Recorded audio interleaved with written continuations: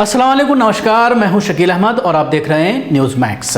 पिछले 6 साल के भाजपा के राजनीतिक प्रचार पर नजर डालें तो भाजपा ने शुरू से कांग्रेस को मुस्लिम परस्त पार्टी के रूप में प्रचारित किया था।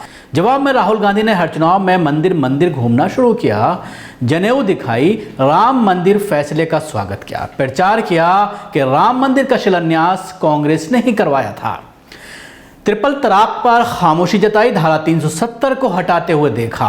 कांग्रेस के मुस्लिम नेताओं को साइडलाइन किया, यानी कांग्रेस ने भरपूर कोशिश की कि वो मुस्लिम परस्त पार्टी का लेबल लगने से बची रहे।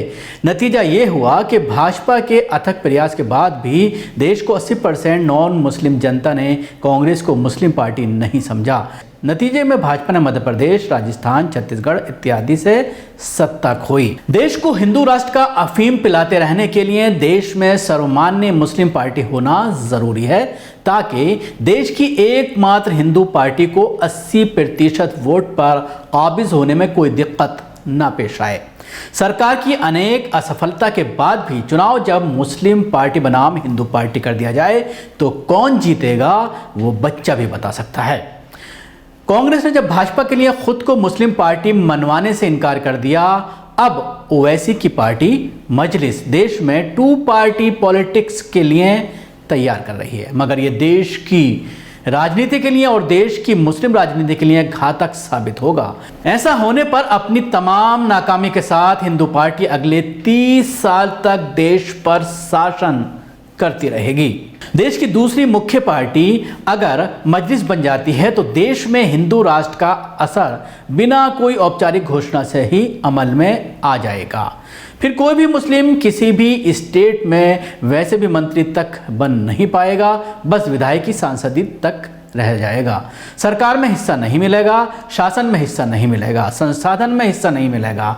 जैसे ओवैसी हर मुद्दे पर बोलते हैं तो मुस्लिम खुश हो जाते हैं, मगर ये भूल जाते हैं कि बोलने से कुछ नहीं होता। जब तक देश के 20% मुस्लिम देश की सरकार में, देश के शासन में, देश के संसाधन में अपना हिस्सा ना ले लें, तब तक इस देश में मुस्लिम तबके का कोई विकास होने वाला नहीं है। अगर इस तरह ही चलता रहा तो 2030 तक देश के मुस्लिम अति पिछड़ा वर्ग की कक्षा से भी नीचे चले जाएंगे। 2015 में बिहार में कुल 24 विधायक मुस्लिम थे, जिनमें राजद के 12, कांग्रेस के 6, जदयू के 5 और सीपीआई माले का 1 मुस्लिम विधायक था। मगर अब बिहार विधानसभा में कुल 19 मुस्लिम विधायक होंगे, जिसमें सबसे ज़्यादा राष्ट्रीय जनता दल के 8, मजलिस के 5, कांग्रेस के 4, बसपा का 1 और सीपीआई माले का 1 विधायक मुस्लिम है। असदुद्दीन ओवैसी की पार्टी AIMIM ने 4 सीट पर दूसरी पार्टी के मुस्लिम उम्मीदवार को हराया। ये 4 प्योर सीट हैं मुस्लिम: अमोर, बहादुरगंज, जोकीहाट और कोचा धामन। अमोर सीट पर 11 में से 8 उम्मीदवार मुस्लिम थे। मीम ने ये मुस्लिम सीट कांग्रेस के सिटिंग मुस्लिम विधायक अब्दुल जलील मस्तान को हराकर जीती।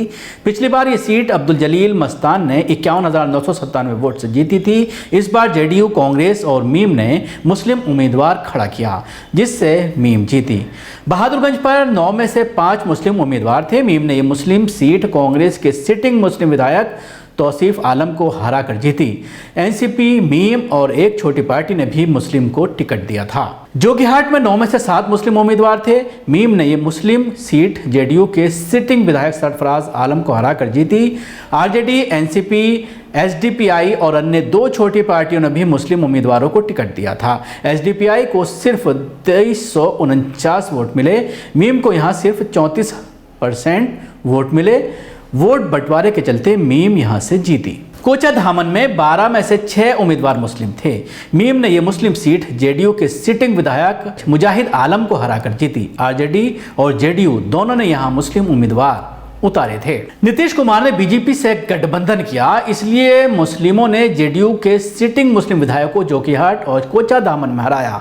उसी तरह राम मंदिर पर क्रेडिट लेने की कीमत कांग्रेस को अमोर और बहादुरगंज सीट से चुकानी पड़ी।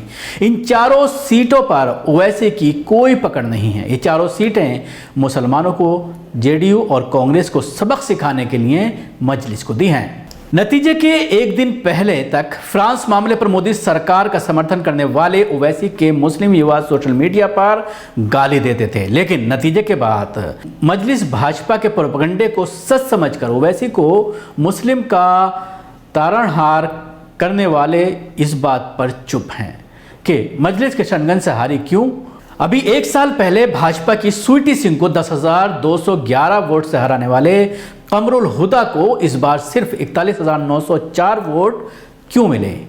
एक ही साल में 71,000 वोट से सीधे 41,000 पर क्यों आ गए, यानी वोट बैंक में करीब 50% का घाटा। किशनगंज में ऐसा क्या हुआ कि सिर्फ एक ही साल में मुसलमान फिर से कांग्रेस की तरफ लौट गए। क्या आपने कभी नोट किया है कि तेलंगाना के बाहर ओवैसी का कोई भी विधायक दूसरी बार चुनकर नहीं आता। महाराष्ट्र के भायखला से और औरंगाबाद के मजलिस दूसरी बार विधायक नहीं जीता पाई। हालांकि औरंगाबाद में तो लोकसभा की सीट भी मजलिस के पास है, फिर भी लोकसभा अंतर्गत 6 विधानसभा सीट पर मजलिस का एक भी विधायक क्यों नहीं है। किशनगंज के मुस्लिमों ने तो सिर्फ एक साल में मजलिस को बाहर का रास्ता दिखा दिया। ऐसा क्या है कि एक बार मजलिस को जीतने वाले मुसलमान दूसरी बार मजलिस को नहीं जिताते। हकीकत यह है कि मजलिस के विधायक के संपर्क में रहने से मुस्लिमों को पता चल जाता है कि वास्तव में मजलिस बीजेपी की बी टीम है, इसलिए तेलंगाना के बाहर कोई भी सीट पर मजलिस दूसरी बार नहीं जीतती। सभी अहम खबरों के लिए न्यूज़ MX को सब्सक्राइब करें,